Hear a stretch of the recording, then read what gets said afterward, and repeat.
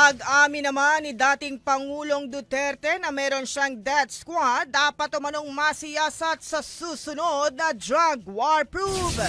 Brigada Ann Cortez, i-brigada mo! Brigada Live Report.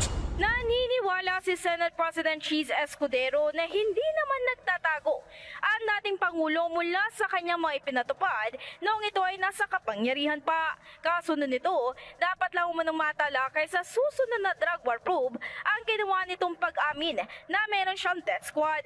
Ayon kay Escudero, hindi ito masyadong nabigyan ng sapat na oras kahapon upang mapag-usapan, lalo na't gusto ni Duterte na palawigin ito sa susunod na sesyon.